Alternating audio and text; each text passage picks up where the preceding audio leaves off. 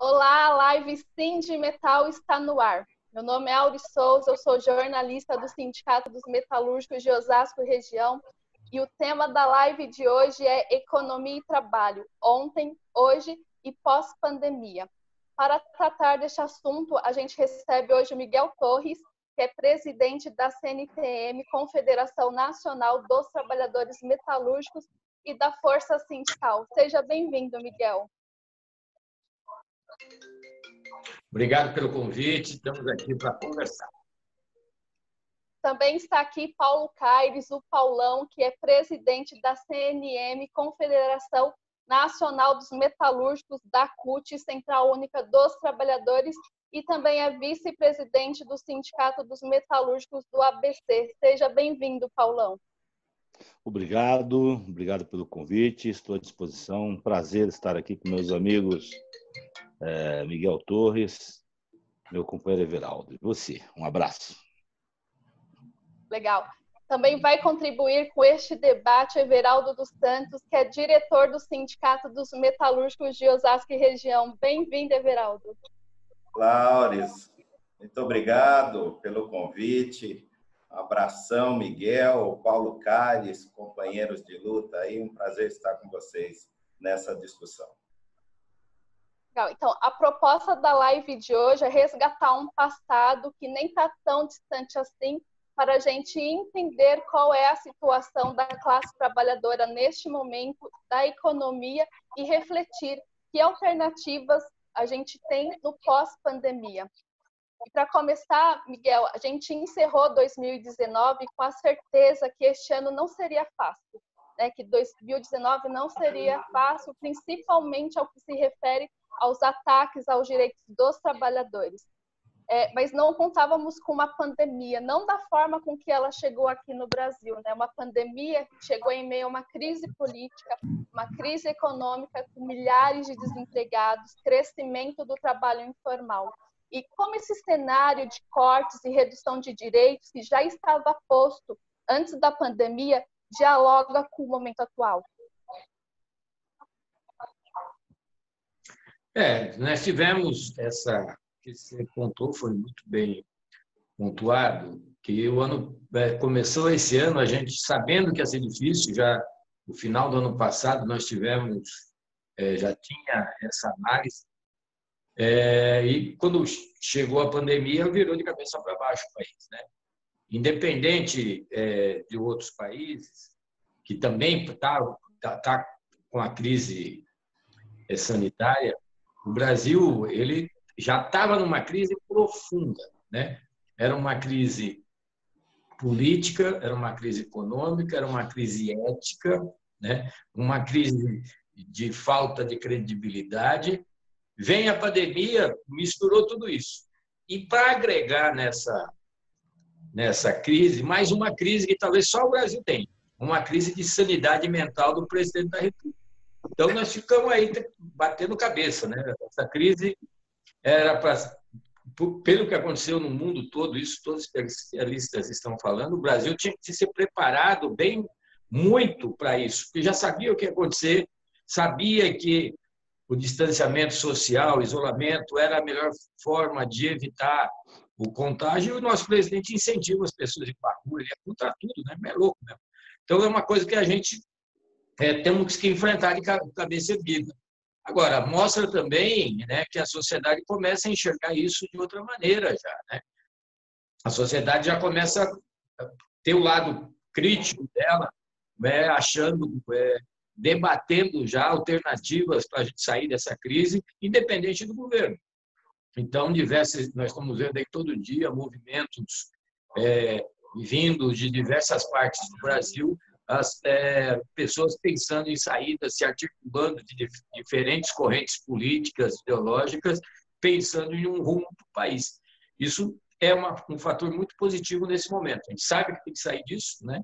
Porque cada dia que passa sem um governo, como que está acontecendo, é mais prejudicial e não tem linha de esperança nenhuma para o futuro. Então, e aumentando o desemprego. O que nos preocupa agora, eu sei que isso vai entrar no debate, Estão acabando os acordos emergenciais aí de redução de jornada, suspensão de contrato. Muitas empresas já não têm como pagar os funcionários, já começou uma onda de demissão. Só no comércio, hoje eu tive com o presidente Patá da UGT, ele falou que 60 mil comerciários da cidade de São Paulo perderam emprego nesses 3 meses. Então, isso é gravíssimo. E a tendência, agora que liberou a abertura do comércio, muitas empresas nem abrir, que ele nem sabe o que isso vai mais aumentar de desemprego. Então, nós podemos chegar, a previsão, inclusive, de GES, nós podemos chegar em agosto com um número mais de 25% a 30% da nossa mão de obra ativa desempregada. Então, isso é gravíssimo, é um sinal que pode ter caos social. Na década de 80, o Paulão deve lembrar, o Paulão já era novinho, mas ele deve lembrar. Começou era um alto índice de desemprego, sem perspectiva, houve saques, não era saques de bagunceiros, nada, era para matar a fome, né? Então, nós podemos chegar no meio aí de agosto, entrando em setembro, já com um caldo, se não tiver medidas para dar esse colchão social, nós teremos muito sérios problemas para frente. Certo. E, Paulão, no meio disso tudo, a gente tem um governo que usa a mesma lógica da reforma trabalhista, da reforma da Previdência, ou seja, enfraquecer os direitos, a proteção dos trabalhadores para estimular os empresários a investir, a contratar, a manter empregos. Este método é eficaz para o sistema da economia como um todo? Não, nada que esse governo faz é eficaz, né? A única eficácia que ele tem é o genocídio que ele provoca quando ele estimula as pessoas a irem para a rua. Já visto a quantidade absurda de mortes que nós já temos no Brasil, e como o Miguel colocou, nós tínhamos uma vantagem competitiva para poder lidar com o coronavírus, pois nós vimos o que acontecia na Itália, na própria Inglaterra, que o pessoal menosprezou o vírus e viu no que deu, né? Tiveram que fechar o país, lockdown total. Porém, nós temos aqui no Brasil uma desvantagem que nenhum lugar do mundo. É esse presidente genocida, fascista, que está colocado aí, que desrespeita as leis da OMS, né, as orientações, que manda o próprio ministro da Saúde embora, que estamos sem ministro da Saúde, que fez uma declaração absurda. Olha só o risco que nós estamos correndo. E por isso que eu me solidarizo aí com as vítimas desse coronavírus e com as vítimas desse governo. Um cara dizer que na região norte e nordeste é que está o grande frio que vai prejudicar. Então, eu não vejo perspectiva com esse governo. Na minha visão, ele tem que sair, tem que ser retirado do poder, porque não está cumprindo, está cometendo vários crimes lá. E o maior deles é o atentado à vida. E aí as centrais se juntaram, nós aqui, a Força e as outras centrais, para pactuar a defesa da vida, porque nós estamos falando de economia. Nós sabemos que a economia é importante, nós estamos trabalhando por isso também, mas com responsabilidade, construindo o isolamento e buscando a intervenção do Estado para que tenha o subsídio para as pessoas poderem ficar em casa. Senão o cara não aguenta, sem alimento, sem como que ele vai ficar em casa se ele não recebe salário. Então é importante demais ter um suporte. E ainda, diante disso tudo, ainda tentou se maquiar os dados, né, os casos em todo o Brasil. Como que você avalia esse comportamento do governo, do Ministério da Saúde? Isso é típico de governos autoritários, né? Na ditadura militar não foi diferente. Teve uma epidemia de meningite e eles escondiam os resultados. Eles acham que esconder os resultados vai impedir que a gente perceba que está morrendo. E uma forma de você perceber que esse coronavírus está matando e ele está omitindo, que é mais grave, ele não quer nem falsear, ele quer omitir mesmo os resultados, mudou horário para anunciar as mortes no nosso país, que é um absurdo que ele está fazendo, né? E deixa a gente inseguro, porque não consegue lidar com o vírus, onde que ele está, para a gente poder, para que a gente possa se proteger e proteger o trabalhador e a trabalhadora. Então, isso é um absurdo que ele está fazendo. Então, para mim, isso é crime. Por isso que ele foi indiciado, aí pode ser julgado pela ONU como crime contra a humanidade. Isso que ele está fazendo é crime contra a humanidade. Então, é um absurdo que isso está acontecendo, e é por isso que eu vou insistir sempre. Não é redundância, é isolamento. É a única vacina que nós temos hoje contra esse coronavírus, e ele mata mesmo, está provado aí. O problema, Aldes, é que é o seguinte, o pessoal, quando cai um avião, tem um choque, um trauma, morreu 200 pessoas, mas está morrendo mais de 1.000 pessoas por dia, em 24 horas. Isso tem que sensibilizar as pessoas. Não é possível que se banalize a morte de tanta gente, tantos companheiros. E o pior, aqueles que importaram o vírus, a burguesia que viajava, trouxe o vírus, deixou aí, e a pandemia se espalha pela periferia. Estão morrendo negros, jovens, mulheres da periferia, os pobres estão morrendo, porque não tem onde ficar. Como é que vai fazer um isolamento numa comunidade onde a casa tem 2 cômodos e você tem 7 pessoas lá dentro? Então, o Estado teria que dar condição para essa pessoa poder fazer o seu isolamento com dignidade, com decência. E olha como o governo trata, só para finalizar aqui. Ao invés dele taxar as grandes fortunas daqueles bilionários, que 206 bilionários que juntos têm mais de 1,7 trilhão de reais juntos, eles vão taxar os funcionários públicos. Ele quer congelar o salário, ele congelou com a aprovação da medida 936. Isso é um absurdo. Você tirar justo daqueles que estão na linha de frente. Parte desses aí que estão tendo o salário congelado são aqueles que estão aí nos hospitais, fazendo a batalha, se expondo ao coronavírus para salvar vidas. E essa é a resposta desse governo irresponsável, assassino, na minha opinião. Tá, agora eu passo a bola para o Everaldo. Everaldo, diante de tudo isso que já foi apontado, como que você analisa o tratamento que o governo federal tem dado hoje aos trabalhadores, diante dessa pandemia que, como o Miguel e o Paulão já disse, tão violenta aqui no nosso país, já está matando, né, 1.000 pessoas por dia. Mais. Muito mais do que isso. Bem, esse governo fascista, antes de ser eleito, já dizia e apontava a que vinha. Qual era o compromisso que tinha com a elite, com o empresariado, com o capital, e já anunciava que faria retirada de direitos, já anunciava no período pré-eleitoral que os trabalhadores teriam que decidir se iriam querer direito ou emprego. Então, já vinha anunciando qual era o intuito. Pior do que isso é que, quando esse governo assumiu, em um espaço muito curto de tempo, implementou uma escalada de retirada de direitos avassaladora, coisa jamais vista em nossa história.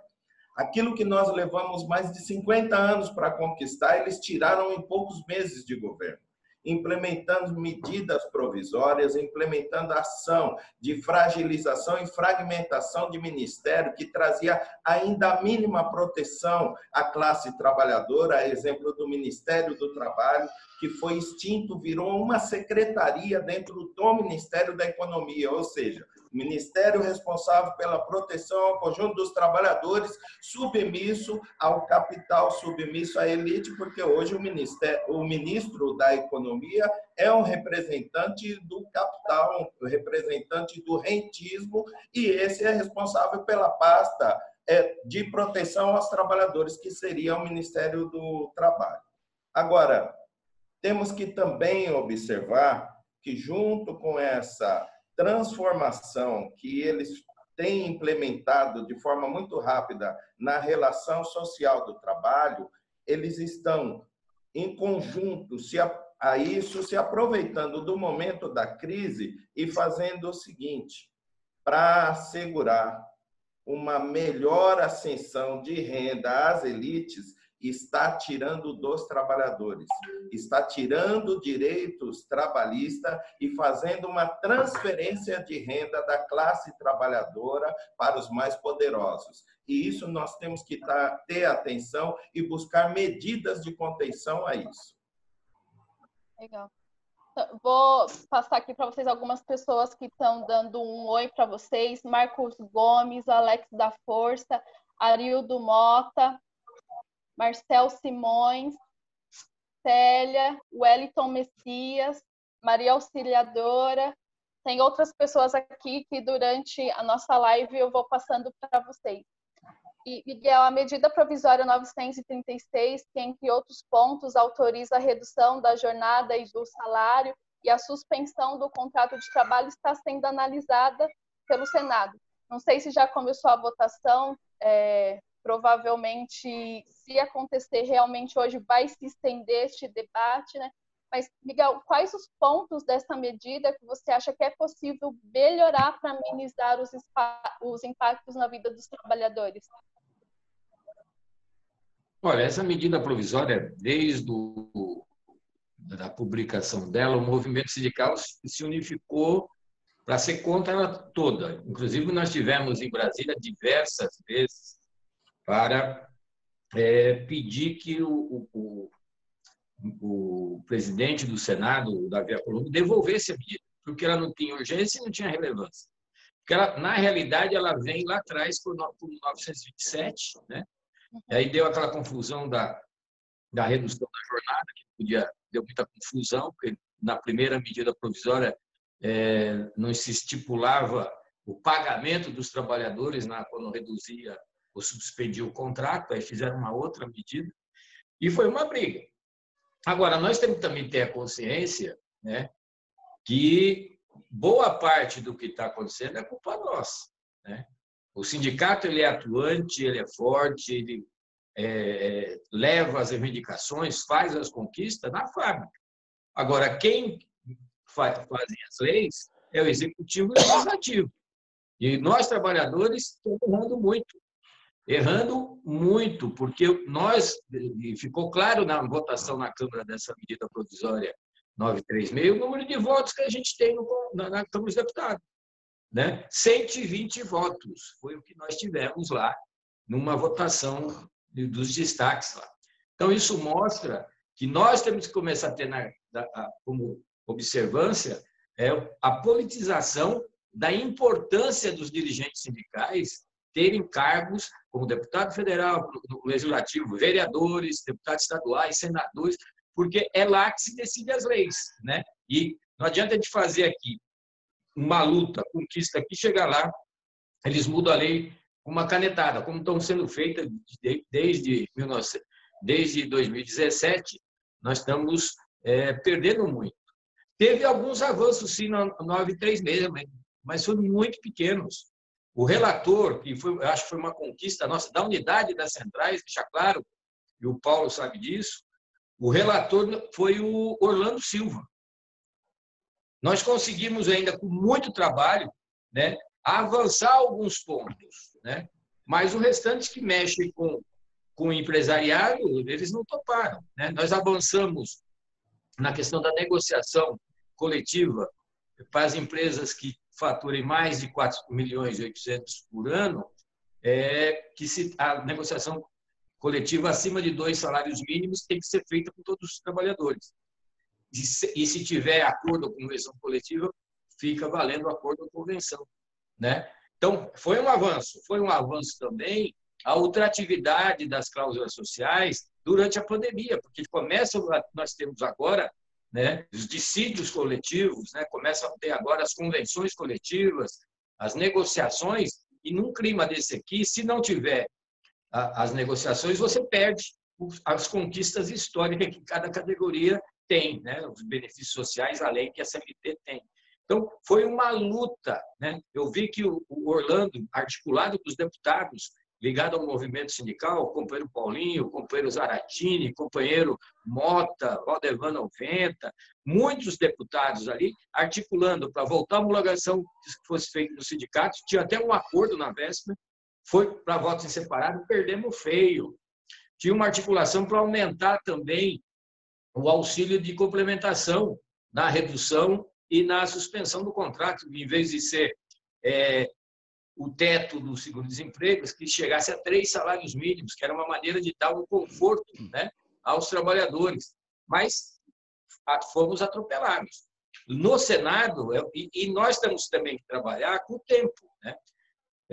No Senado não vai alterar isso. E também, se alterasse, ia ser muito pior para os trabalhadores. Daqui a pouco caduca essa medida e o governo ia fazer outra, tudo que ele tinha feito de atraso. Então, eu acho que nós temos que valorizar o que nós conquistamos, que foi pouco, mas foi vitória nesse cenário, né? E também tirar como lição e mostrar aos trabalhadores, né?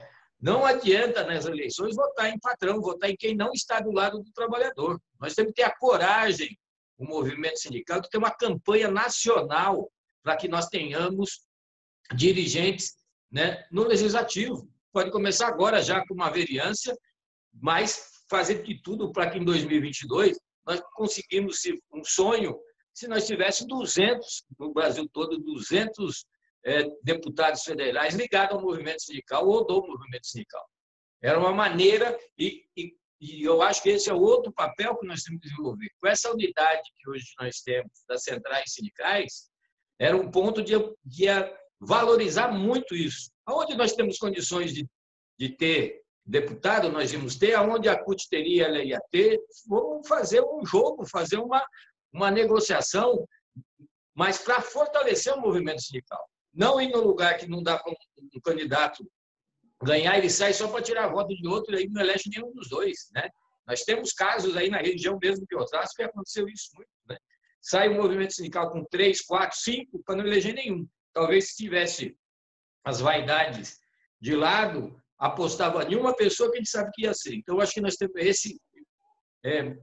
a evolução do movimento sindical, ela vai se concretizar, na minha opinião, quando nós chegarmos nesse ponto de maturidade, de pensar na floresta e não na árvore da nossa frente. E Paulão, como que você avalia esse comportamento? Você também acredita que falta representatividade? É esse que vai ser o caminho? Daí eu coloco uma outra questão também. Nesse momento de isolamento, inclusive de redução de jornada, onde de repente menos trabalhadores se encontram ao longo do trabalho, qual que é a alternativa também que a gente tem para organizar esses trabalhadores? Para não perder essa identidade de classe, para fortalecer na verdade, né, essa construção de classe trabalhadora. Bom, eu entendo e concordo com o Miguel, inclusive nas assembleias que eu faço por aí, fazia, né? Que agora eu estou no isolamento social, eu falava para os trabalhadores, nós fazemos o nosso trabalho, nós vamos para cima. Tanto é que as centrais estavam lá dentro do Congresso fazendo a luta para diminuir os estragos, né? Mas a gente quer que os trabalhadores facilitem o nosso trabalho, não coloque aquelas tranqueiras lá dentro, porque depois que colocou 120, não vai fazer nada, não faz nem cócegas lá dentro. Então a gente tem que orientar, e concordo com a campanha que o Miguel está propondo, né? E aproveito para dizer que eu também sou o secretário sindical nacional do Partido dos Trabalhadores, né? E nesse sentido, eu estou atuando na linha que o Miguel coloca. Eu não tenho problema de juntar outros partidos, mas no primeiro momento estou lá dentro do partido dialogando com o movimento sindical para fazer essa lógica que o Miguel está colocando, para fazer esse enfrentamento, para politizar. Inclusive, eu quero dizer aqui da importância dos sindicatos. Agora que se enxerga, tinha lá o tal de MBL metendo o cacete na gente, falando mal do sindicato, falando mal do imposto, etc. Cadê eles agora? Os trabalhadores têm que enxergar isso, têm que observar quem que está fazendo o enfrentamento e até morrendo, como o próprio companheiro Ratinho acabou de dizer. Está na linha de frente, enfrentando, inclusive, o coronavírus. Isso, de fato, colocando a vida literalmente em risco para defender os trabalhadores. Então, nesse sentido, nós temos que aprofundar cada vez mais esse enfrentamento, mostrar para o trabalhador que isso aqui é luta de classes. Eu falei no começo aqui da taxação das grandes fortunas. Nós estamos há mais de 30 anos tentando elaborar uma proposta. E por que você não taxa esses caras? Porque eles não vão dar de barato. A mordomia que eles têm, os privilégios que os bancos têm, eles não vão ceder de graça. Tem que ser no enfrentamento. E a classe trabalhadora tem que se identificar como classe. E aí o Miguel tem toda a razão. Para que a gente avance na ideia de classe, de fazer essa luta, os dirigentes sindicais têm que ir a campo, têm que deixar o ego de lado e fazer campanhas unitárias que aumente o nosso número. Nós tínhamos, só do movimento sindical, na época ali do governo do presidente Lula, mais de 100 dirigentes sindicais. E a realidade era outra. A gente conseguia, não ganhava tudo, mas conseguia ter uma musculatura maior lá dentro. Então eu vejo que essa proposta do Miguel veio a calhar. Tem que ser feito. Todo dia a gente tem que falar isso. Isso é um dever nosso. Isso aí não é fazer politicagem, é fazer política, porque é lá dentro que se decide as coisas. Porque tudo que a gente carrega aqui embaixo, a luta, vai para cima das fábricas, luta por aumento, aumento real, etc., se perde tudo. Eles vão lá, votam a medida e acaba, destrói o que a gente conquistou. Então, é muito importante fazer esse trabalho e apontar para o novo regime também. É importante dizer que quanto mais Estado você tem na economia, viram a fala do Guedes sobre os pequenos, microempresas, pequenas, médias e microempresas, ele quer acabar com essas empresas. Essas empresas são responsáveis por 80% do emprego. Ou seja, ele quer colocar dinheiro onde já tem, quer financiar multinacionais, que já tem muita grana. Nós precisamos financiar as pequenas, que empregam empresas com 50, com 30 trabalhadores, mas que estão garantindo o emprego nesse país e, como disse o Miguel no começo, está quebrando. Então, nós temos que fazer esse enfrentamento, os dirigentes sindicais se reunirem, aproveitar e esse ano, e lembrar que esse ano é ano de eleição, é a hora da gente dar o troco, ir para cima, para colocar lá pessoas que estão comprometidas, que estão aparecendo, os sindicatos estão sendo solidários, fazendo a luta, fazendo enfrentamento, levando cestas básicas, fazendo de tudo. E foram os sindicatos, as centrais, juntas, que construíram o fundo social de emergência, lá, a renda de emergência. Depois pode ser R$ 1.200. Então, é importante, eu estou falando aqui, quem está nos assistindo, que enxergue isso, que veja quem está lutando por você. É só você olhar, não precisa perguntar para ninguém. Você vai ver quem está indo na tua fábrica lá todos os dias, com a máscara, com a proteção, fazendo um enfrentamento, que é o que nós fazemos todos os dias. Os outros que nos criticavam, que falavam que sindicato é isso, que sindicato é aquilo, não aparecem, desapareceram, porque é isso que eles são, sanguessugas. Então, nós temos que dizer isso para os trabalhadores e, como o Miguel disse, já demorou para os sindicalistas fazer uma campanha nacional. Ótimo. E daí vai de encontro com o que vocês têm falado aqui, o que o Marcos Gomes traz. Teremos que conversar diariamente com os trabalhadores, temos que mostrar em qual lado estamos, e esse lado é o mesmo que o do trabalhador. Não podemos apenas aparecer nas fábricas para remediar, temos que constantemente estar juntos. E esse estar junto é isso, é para organizar, para formar.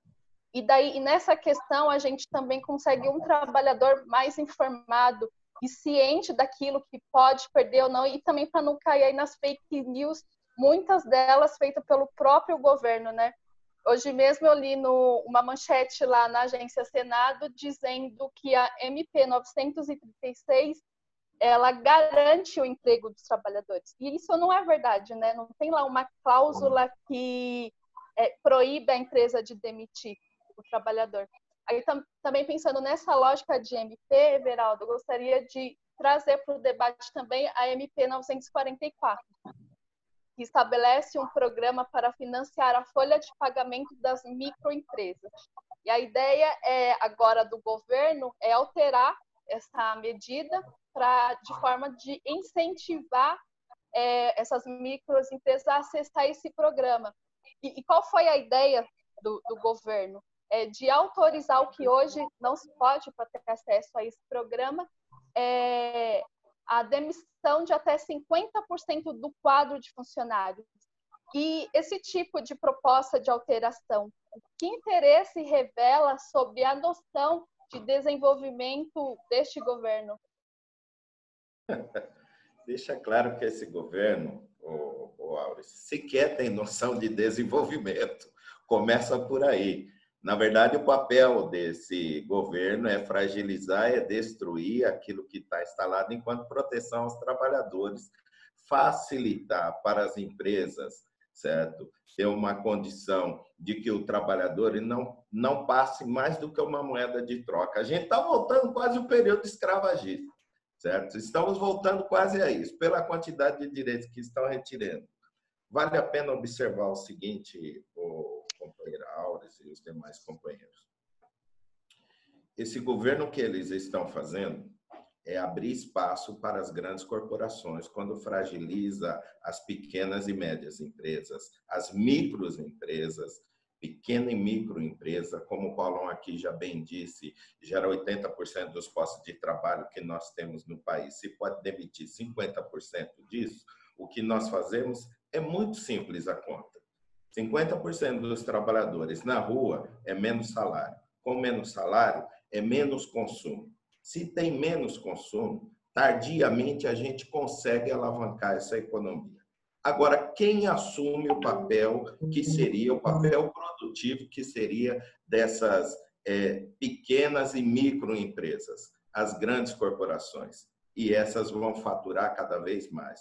Lembrando que essas, grande maioria, não são nacionais, são empresas multinacionais que vai fazer remessa de todo esse lucro, de todo esse dinheiro para fora do país. Isso não fica aqui para ser aplicado em educação, em saúde, habitação, saneamento básico, que são as questões primárias para uma transformação social, para melhorar a condição de vida do trabalhador.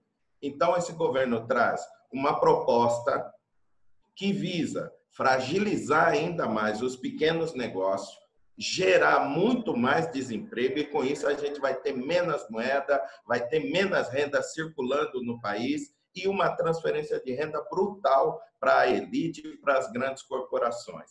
E nós temos, a partir daí, ou concomitante ao que o Miguel havia dito, um papel muito grande, Auris, de politizar os trabalhadores. Eu não posso deixar de tocar no assunto que foi abordado pelos companheiros. Cometemos um erro muito grande no passado.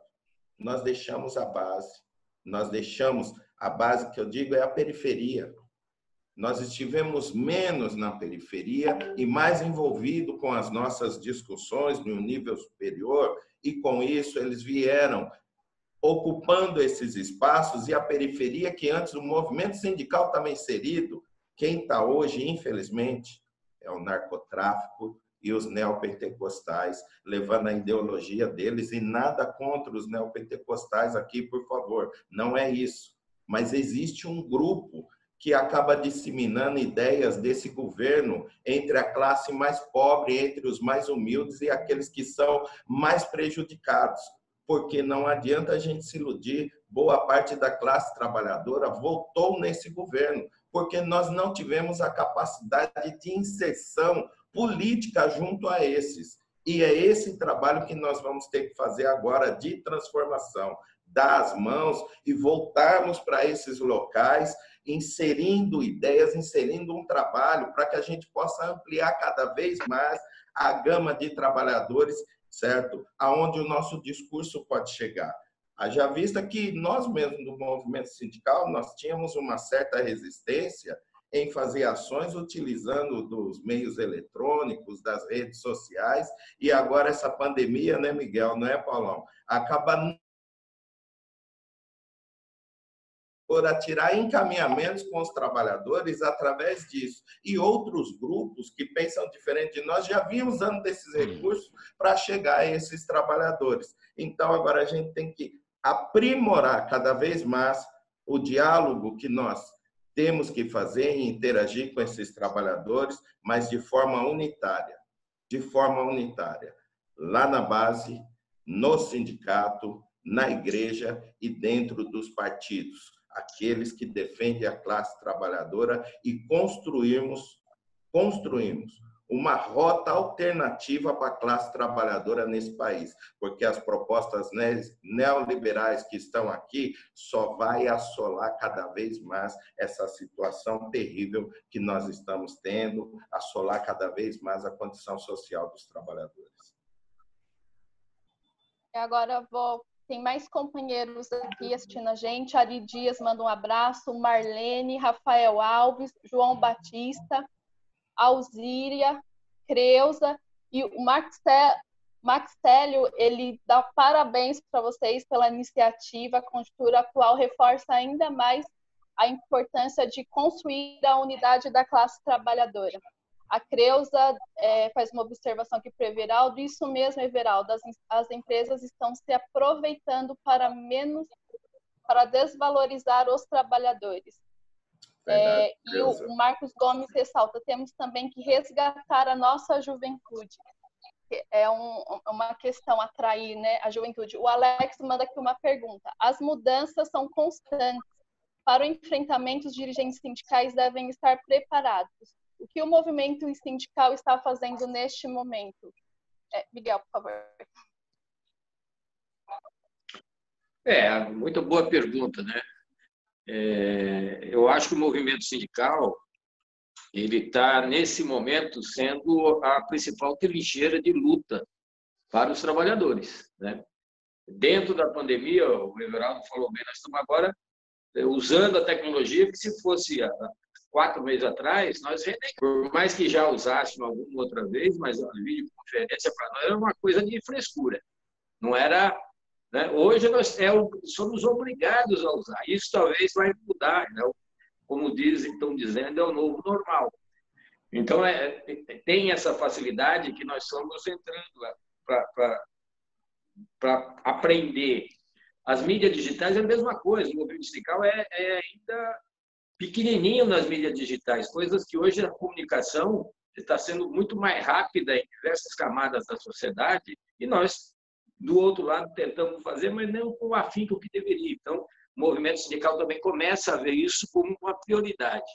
Então, isso nos ajuda a, nesse momento, enfrentar essa situação, né? Eu acho que o movimento sindical a principal bandeira hoje do movimento sindical é a unidade do movimento sindical. Essa unidade que nós temos hoje das centrais é uma coisa histórica. Nós fizemos um 1º de maio, que foi uma demonstração plural no nosso palanque virtual, né? Com Fernando Henrique, com Lula, com Ciro, com Dino, né?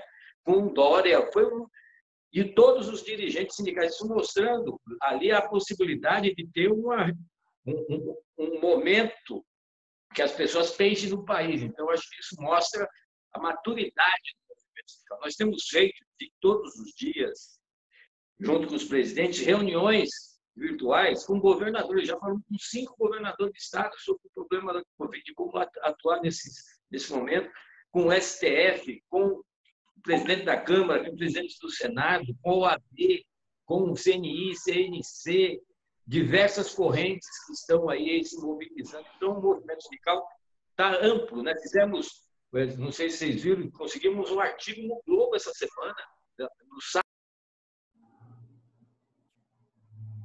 dos presidentes das principais centrais, assim, artigo no Globo. Isso é uma coisa que se não ia ver nunca. Então, é um movimento que nós estamos se fortalecendo. E uma coisa que eu estou falando um pouco, e nós temos que reafirmar isso.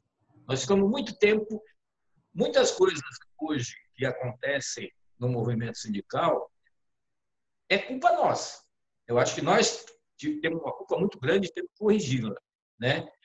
O movimento sindical até 1988 era um movimento muito ativo, saindo da ditadura, tinha muitas conquistas. Vem a Constituição de 88, que foi o ápice daquele momento, consolidou as conquistas que eram individuais em diversas categorias, e o movimento sindical se acomodou a partir dali, né? Tanto é que quem entrou para trabalhar em uma empresa depois de 88, se você perguntar para que serve o sindicato, poucos vão falar a importância que tem o sindicato, porque ele já tem tudo que as conquistas onde ele trabalha, que o movimento sindical conquistou, só que não falou para ele que foi o movimento sindical que conquistou. Então, é uma coisa que a gente tem que começar agora a mostrar a história.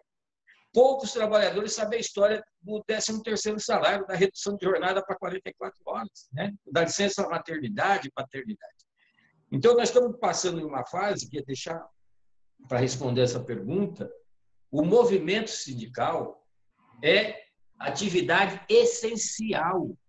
Essencial para o desenvolvimento, essencial para a vida, essencial para a democracia, essencial para a população.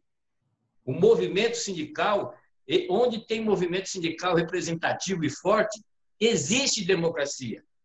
Então, isso é muito importante a gente passar isso, e nós estamos demonstrando isso nesse momento, né? Mostrando a importância que tem de discutir questões amplas sem estar discutindo questões ideológicas que, às vezes, nos dividem no momento. Agora, o objetivo principal é a gente estar mostrando ao trabalhador a necessidade dele vir para a luta. Porque nós ficamos muito tempo, e aí, depois da reforma trabalhista, o trabalhador se afastou dos sindicatos.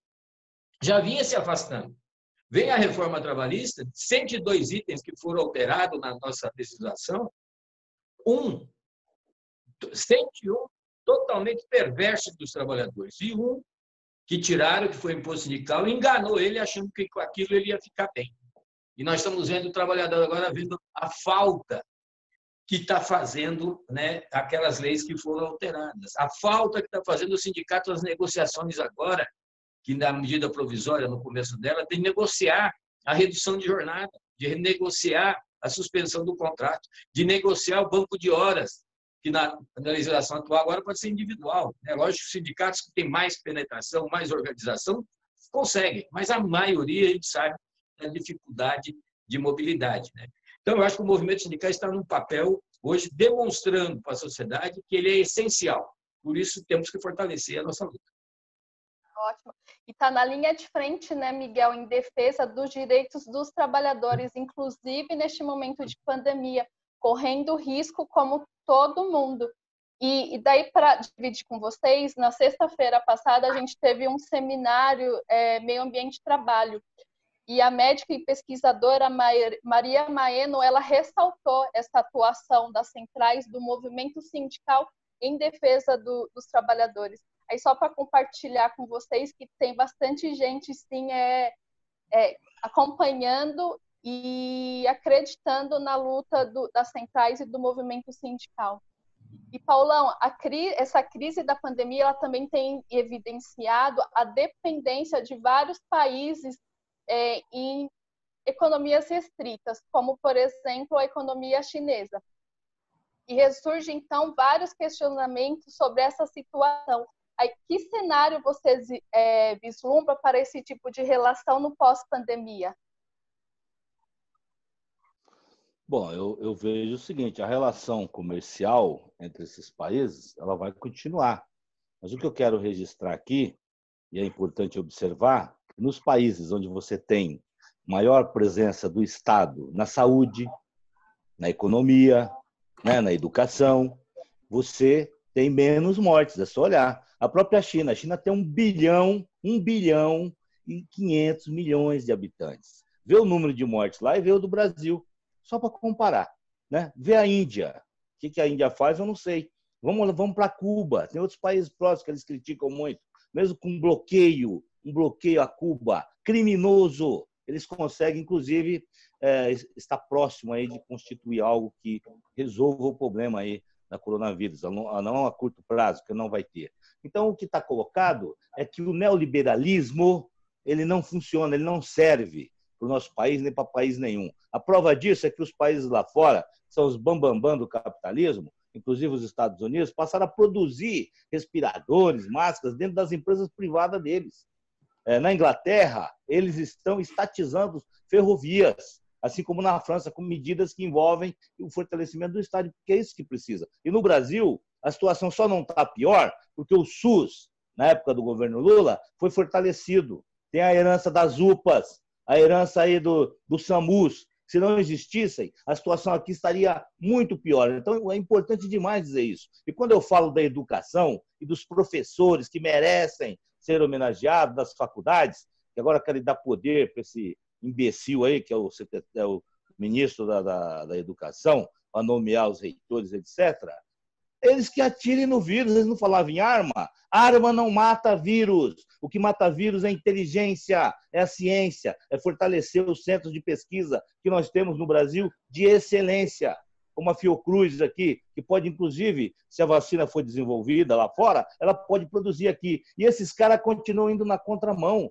Você falou da relação internacional, onde eles saem da assinatura de um grupo que estaria defendendo que a vacina, quando fosse criada, fosse para todo mundo. O Brasil sai. Isso é um absurdo. É um absurdo porque vai retardar a vinda da cura para o nosso país. Então, nesse sentido, é na mão desses caras que nós estamos. Então, registrar aqui também, o Miguel falou bem, é verdade que tem muitos sindicatos aí que se acomodaram, mas tem muitos que não, que fizeram a luta como tinha que se fazer. Só que no nosso país aqui, é bom registrar, é o único país do mundo que você tem sindicato de patrão.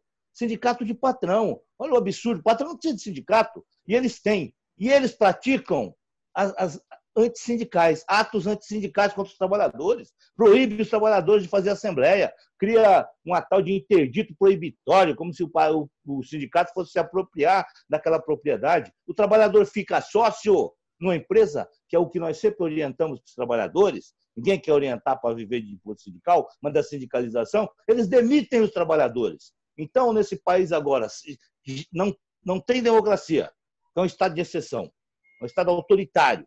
Nós estamos vendo o que acontece. Dentro das empresas, então, é pior. É pior. Quando o trabalhador fica sócio, se demite esse trabalhador pelo simples ato democrático que ele tem direito de ficar sócio. Então, isso também dificulta a vida do sindicato, de organizar os trabalhadores. É importante dizer isso.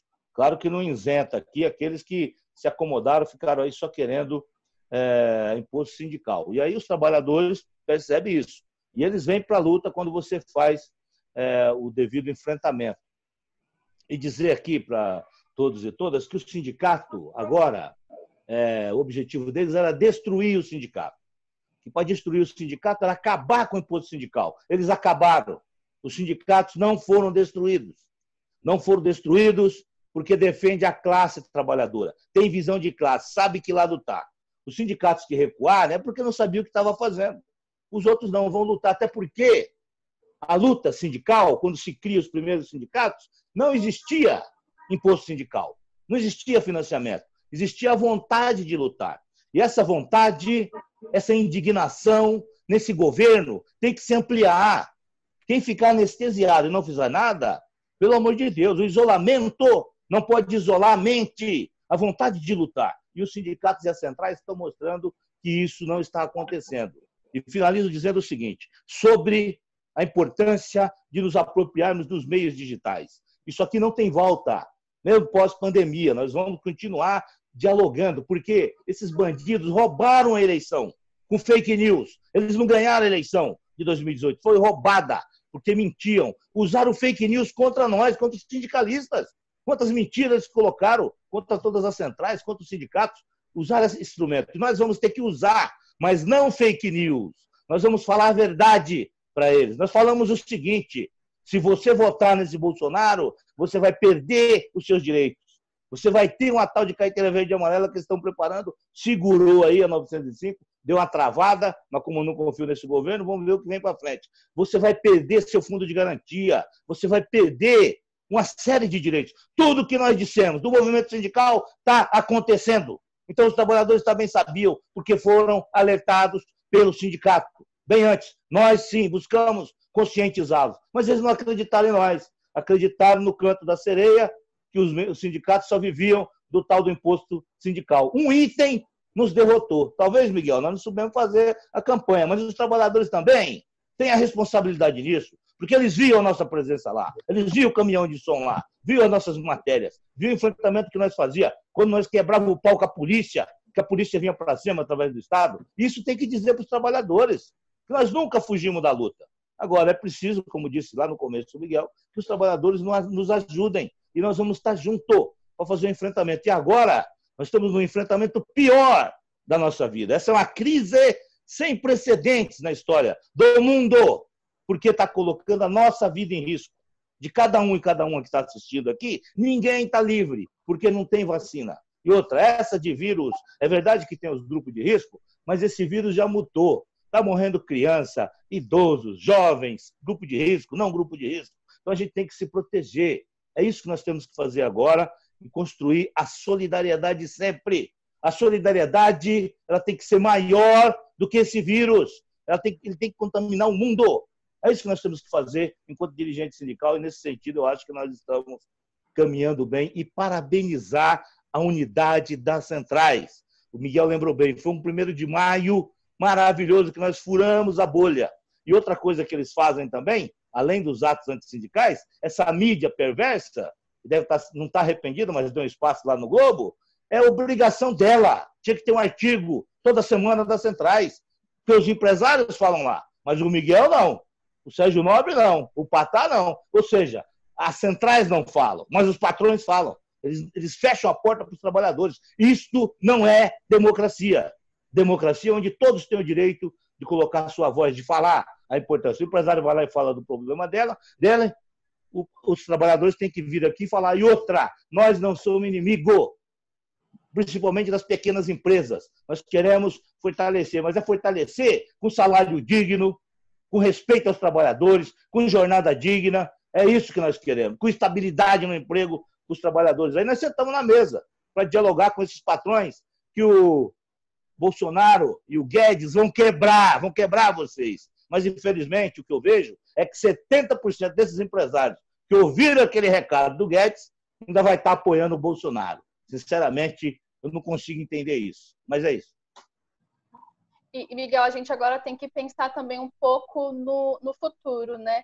Para o pós-pandemia, qual que é o papel da indústria para a retomada da economia? E qual é o papel que o governo federal tem que ter para fortalecer essa indústria?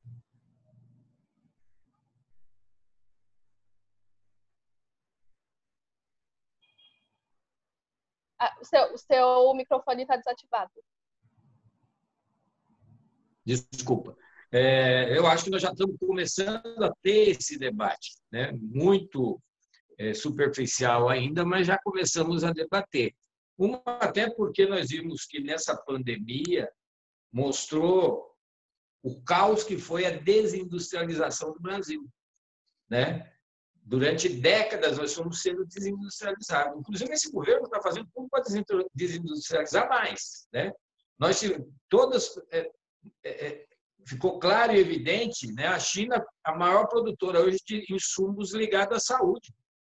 Todos os países do mundo tiveram que ir para a China comprar seus respiradores, comprar os seus ventiladores, comprar EPIs, e mostrou que todos os países podiam fazer isso. O Brasil, principalmente, transferiu toda essa linha de produção, né? Abriu mão da indústria em detrimento das políticas aí que os governos vieram fazendo durante muito tempo. Então, isso caiu e nós agora, a ideia é de fazer a reconversão industrial, começar a discutir, trazer para que o Brasil tenha uma indústria forte. Isso nós temos debatido muito com um grupo de empresários, não com Fiesp não dá, CNI até dá um pouquinho, mas grupos de empresários que pensam já que nós temos que fortalecer. Nós já tivemos uma indústria com quase 30% de participação no PIB há 20, 25 anos atrás.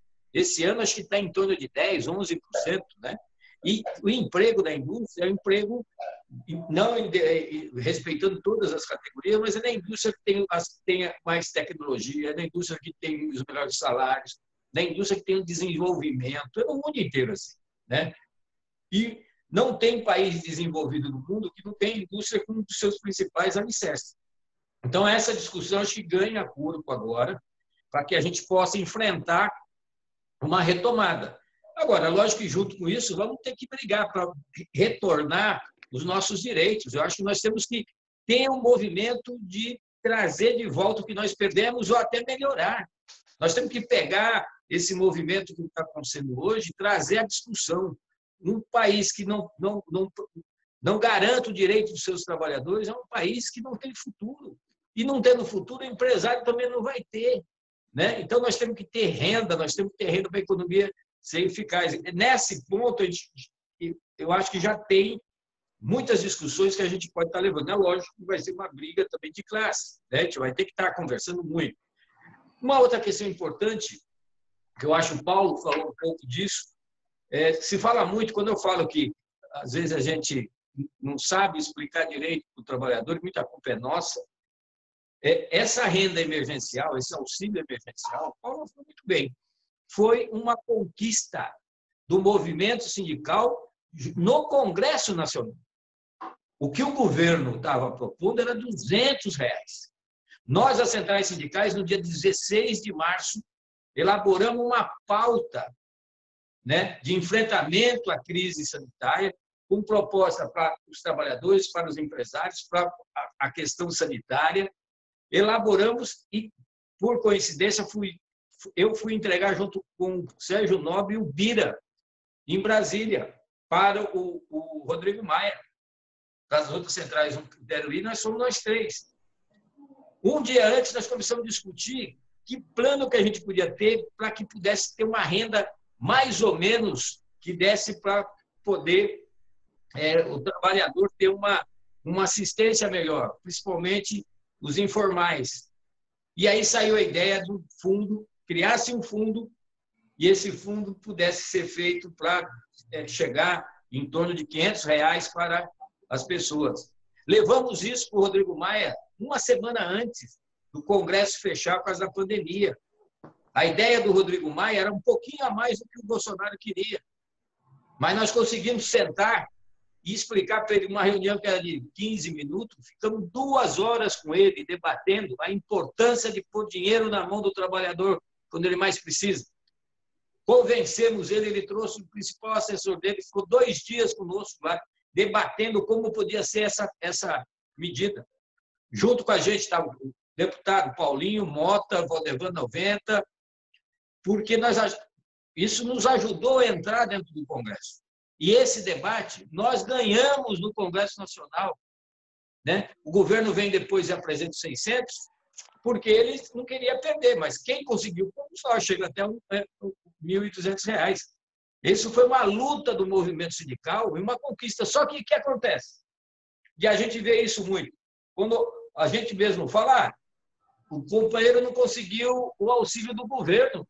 O auxílio do governo era 200 conto. Então, foi o movimento sindical. Isso mostra a força que nós temos e as evoluções. E para encaminhar uma outra questão, que acaba agora. Né? E o governo já está propondo, né, prorrogar por 2 meses com 2 parcelas de R$300. Hoje eu falei com os presidentes das centrais, nós estamos numa campanha agora, de extensão do auxílio emergencial até dezembro, de parcelas de R$600, nenhum real a menos. Essa é uma campanha que a gente tem que fazer para ganhar as ruas, porque vai para o Congresso e nós vamos ter que pressionar o Congresso. Essa crise, ela não vai acabar até dezembro, gente. E quem está indo na periferia, está vendo, está o caos. Trabalhadores passando necessidade, perderam emprego, não conseguiram receber. Muitos desses pessoas que têm direito ao auxílio emergencial não conseguiram receber. Além disso, também estamos discutindo no Condefat, hoje teve reunião, inclusive o Serginho, nosso representante da Força, junto com os representantes das centrais, estão debatendo aumentar em 2 parcelas a mais o seguro-desemprego nesse momento, porque as pessoas vão ser mandadas embora e vão ficar sem emprego, não vai ter. Né? Então, esse momento, o pós-pandemia vai ser assim, um pós-pandemia ainda com muito caldo, né, de crise social, e uma crise que a gente sabe que é muito difícil passar, mas nós temos que exigir que o governo faça parte dele. Ele deu R$1,2 trilhão para o sistema financeiro. Para bancar um programa desse até o fim do ano, é 240 bilhões. Tira de um fundo, inventa, cobra das grandes fortunas, como o Paulo falou, e pode fazer. Agora, não dá para deixar a população morrer à míngua na periferia, como o presidente Bolsonaro quer. Que ele falou que vai ter desemprego, vai ter morte na periferia, mas a culpa é dos prefeitos e dos governadores. Né? Está tirando a responsabilidade dele. Mas confiamos assim que nós vamos conseguir avançar sim. Everaldo, e para esse avanço a gente precisa do apoio dos trabalhadores, da população. Então eu quero saber de você qual é o papel dos trabalhadores, da sociedade nesse processo de reindustrialização. É necessário dar todo o apoio aí para as centrais que já estão começando a debater esse assunto, a exigir uma política forte em relação à indústria do governo federal? Auris, eu acho que a gente tem que fazer uma análise para além disso daí. Eu acho que é necessário nós voltarmos à proximidade com a classe trabalhadora e com os movimentos sociais.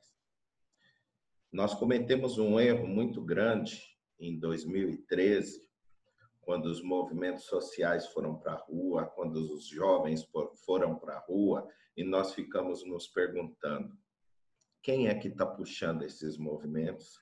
Quem são as lideranças? Nós vamos participar, não vamos participar? A gente não sabe quem está puxando os movimentos. Agora, nesse exato momento, está ocorrendo a mesma coisa.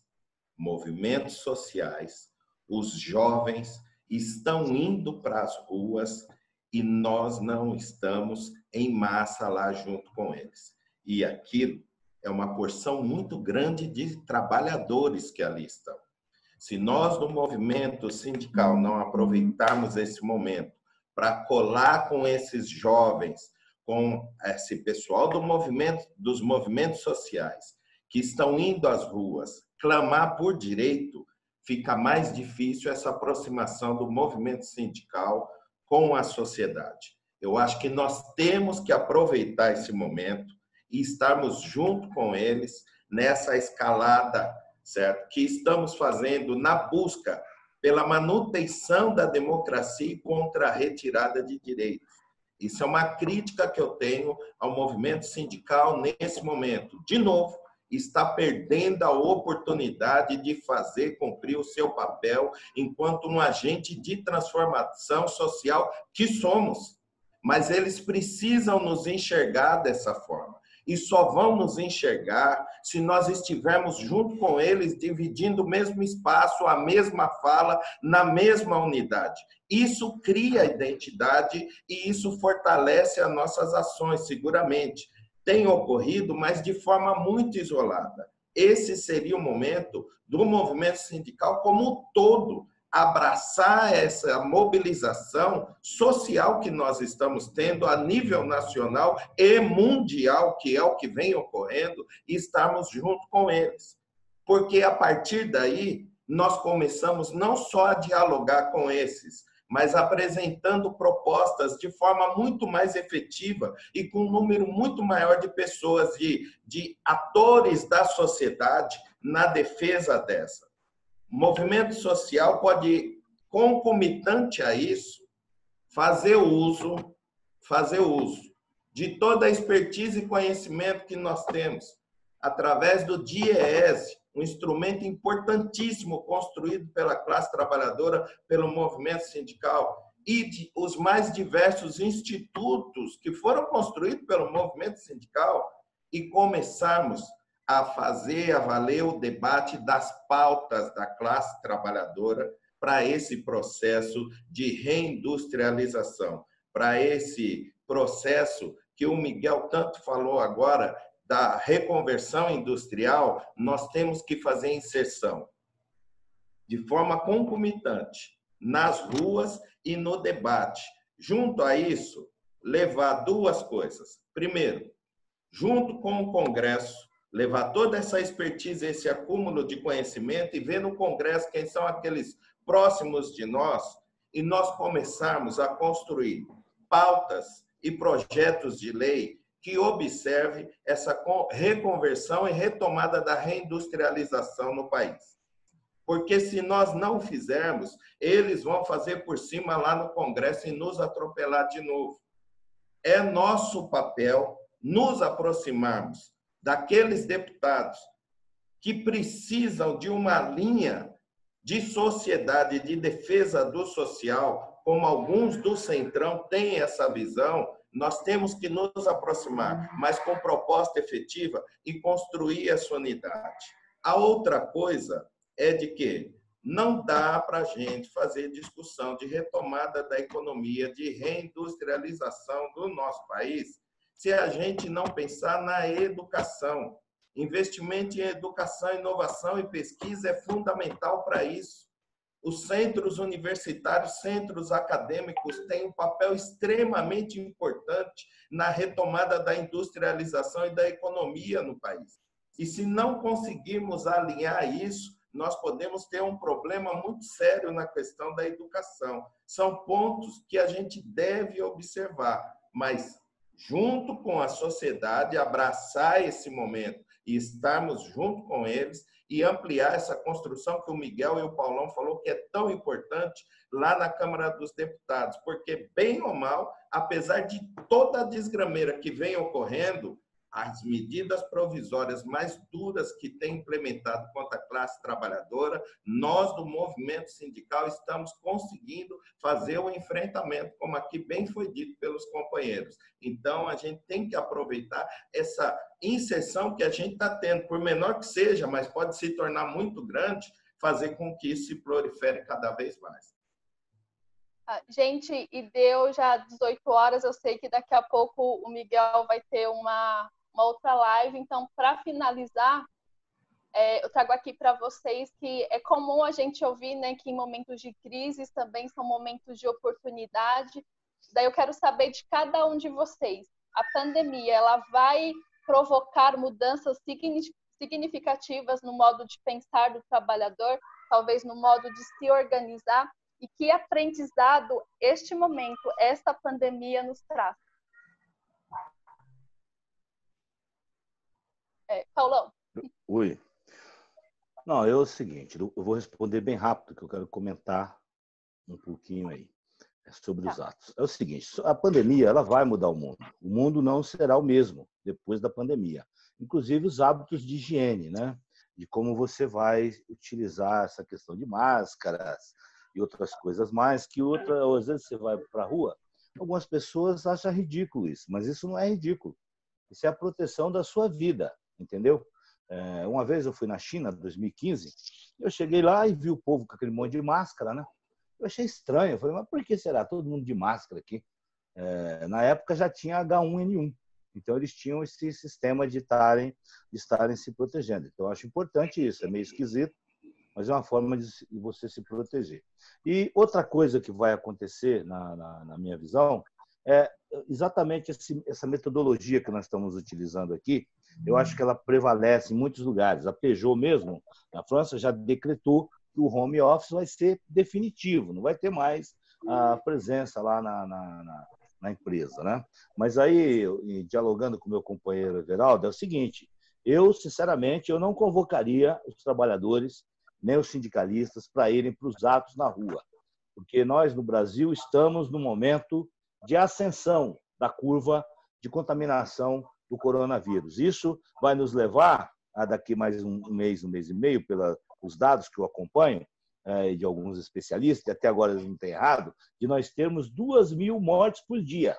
Então, nós não podemos falar... Por exemplo, eu falo contra a saída do povo, contra aquela zona que o Bolsonaro faz, que contamina as pessoas lá, já contaminou vários. Então, eu não vou estimular, porque aí seria um contrassenso. O que os nossos governadores fizeram, e muitos prefeitos fizeram, foi o correto, foi decretar isolamento e proteger. Agora, eu não sou contra ato, eu vou dar todo o apoio, mas não estimulo. Não estimulo porque eu acho o seguinte, se for todo esse povo para a rua, inclusive, na minha visão, é um equívoco que os governadores estão fazendo, principalmente o Dória, afrouxar o isolamento no momento de subida da crise da pandemia é colocar o país no caos, entendeu? Então, eu acho que não é por aí. E 2013 tem um diferencial, que nós não sabíamos o que era naqueles atos, correto?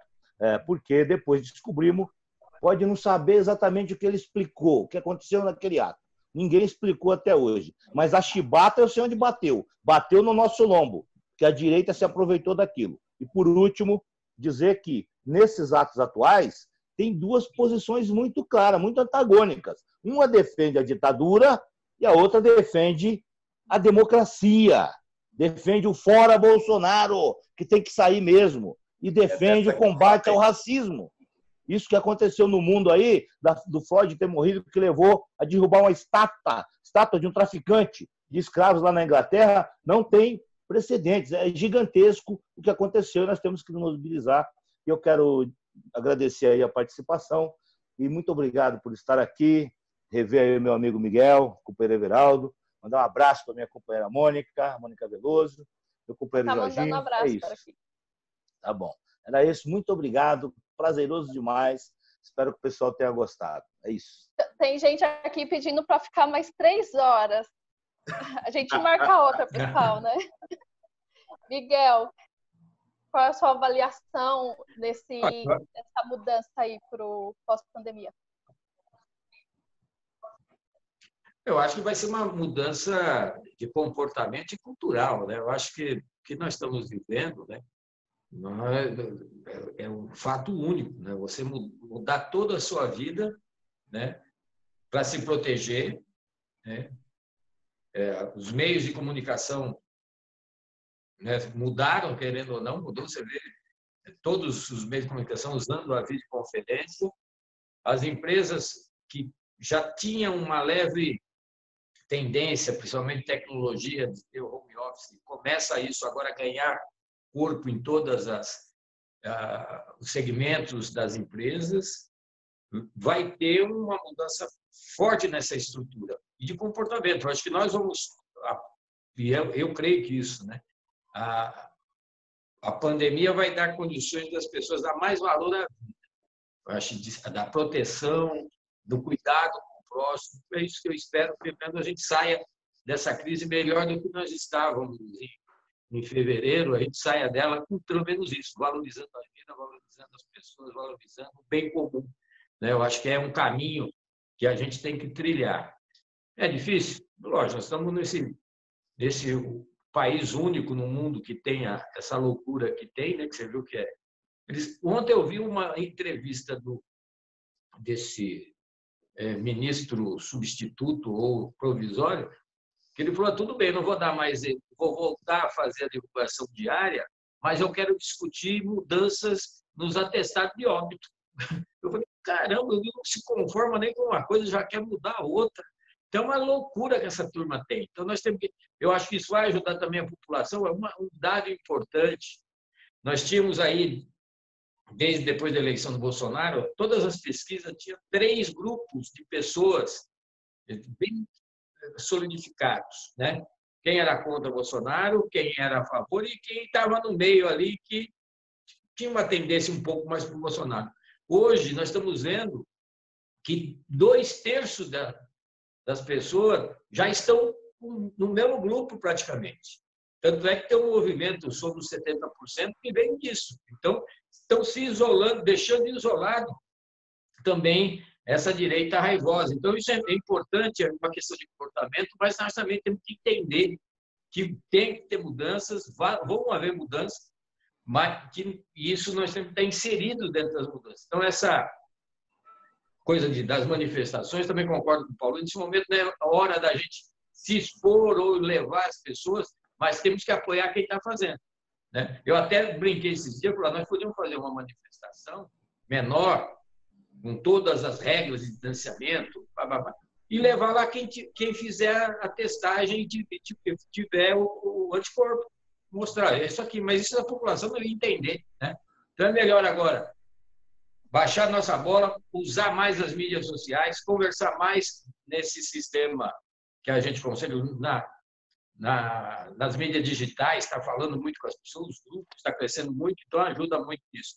E agradecer, Auris, essa oportunidade, aos companheiros aí dos metalúrgicos de Osasco, que eu sei que tem um trabalho impecável na porta das empresas, junto com os trabalhadores, levando sempre a informação, que é muito importante, e ganhando isso também junto com os trabalhadores. E um abraço especial também para a companheira Mônica. Então, vamos ver, Osasco, vocês têm que eleger a Mônica como vereadora dessa cidade. Isso nós vamos cobrar. Obrigado aí, uma boa noite a todos e todas. Agora está com você, Everaldo. O que a pandemia vai deixar aqui no país no sentido de mudar, de transformar a consciência dos trabalhadores? Bom, depois dessa da vereadora da cidade, a responsabilidade que o Miguel impôs a nós, está comigo uma questão ainda, uma reflexão ainda maior. Bom, mas vamos lá. Eu acho que a provocação já valeu a pena. O Miguel já teve uma ideia aí de um formato de manifestação que eu acho que vale. Sem precisar usar toda aquela bolha, né? Uma máscara de gás como proteção, mas já começa a dar um caminho, criar um formato, uma reflexão, e isso é bom. Também sou contra provocar e ampliar a contaminação, mas eu também sou contra a retirada de direitos e tudo aquilo que estão tentando fazer para acabar com a nossa democracia, com o regime, com o Estado democrático de direito. E quando eu falei das manifestações, é para defender exatamente isso. Eu, como negro, jamais iria defender algo que fosse a favor do racismo. Penso que no sentido da pandemia e os reflexos que ela trará, não só na relação de trabalho, mas para toda a sociedade, nós vamos ter que observar que os ambientes de trabalho haverá uma transformação. Algumas funções seguramente vão deixar cada vez mais de ser presente em muitas empresas, vai passar a prevalecer cada vez mais o formato home office e, dentre outros, semelhante a esse. E nós, eu diria que ainda não estamos totalmente preparados para isso, foi uma transformação muito rápida.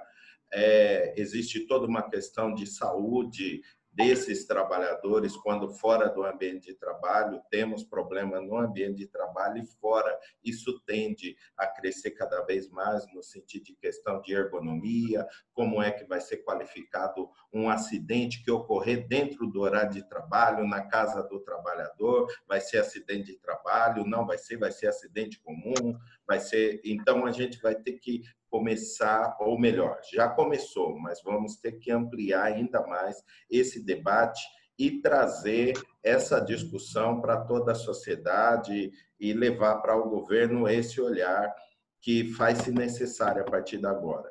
Penso que toda essa transformação tecnológica que se deu com a questão da pandemia, talvez amplie um pouco mais o avanço daquilo que estavam chamando de indústria 4.0, porque é possível, nesse momento, fazer uma produção com um número menor de trabalhadores, esses afastados. Tem empresas já discutindo que, então, com uma troca de equipamento, ela consegue fazer toda a produção que ela tem hoje com um número menor de trabalhadores, o que vai nos obrigar a discutir metodologias de trabalho que evite uma grande demissão de trabalhadores, que é o que muito provavelmente vai acontecer no segundo momento.